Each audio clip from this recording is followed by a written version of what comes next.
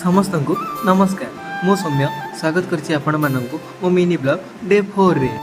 आपण माने देखुथिबे जो पहाड़ सेही पहाड़ रो ऊपर विजय करंदी प्रभु चंद्रशेखर।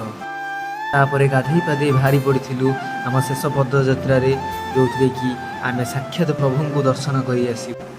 आपण माने देखि पारुथिबे बाटरे केते गहली आ केते लोक। एबे आमे माने आसी पहुँची जाइथिलु गेट पाखरे एवं एठारु मंदिर आउथिला मात्र 5 किलोमीटर बाट। 2 दिन हेबो जे पहाड़टी को आमे देखि चली चली आसुथिलु, फाइनाली आज आमे आसी जे पहाड़र तळे पहुँची जाइथिलु। तापरे प्रभुଙ୍କ नाम नहीं पहाड़ चढ़िबा आरंभ कर देइथिलु। पाखापाखि 300 पहाड़ चढ़ला परे आपण माने देखि पारुथिबे मो अवस्था कोन हेछि। प्राकृतिक जगह को आइछे किंतु प्राकृतिक सौंदर्य देखिबा नहीं एटा कोन हेइ परिबो। आपण माने देखंतु केते छोट झरणा, झरणा किस्ते सुंदर देखा जाउछि। आपण माने भी थरे थरे कपिलास आसंतु एवं ए 1352 पहाच क्रॉस करि जांतु एवं प्राकृतिक सौंदर्यर मजा उठांतु।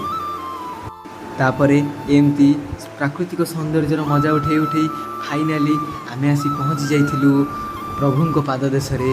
भाई मैंने कहूँ सेठारे पहुँची मते एते शांति मिलिथिला कि आपण माने विश्वास करि परिबेनी।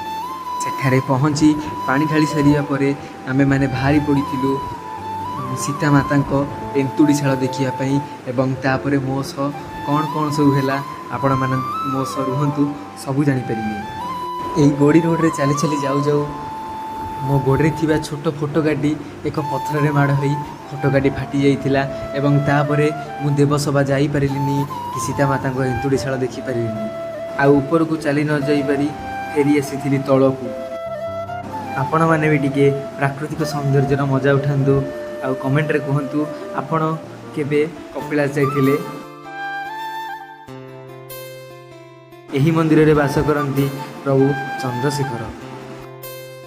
तापरे ऊपर एमती टिके बुलाबुली करी पुणी बाहरी पड़थिलु तळकू। तापरे गाड़ी रे बसी बाहरी पड़थिलु घर को।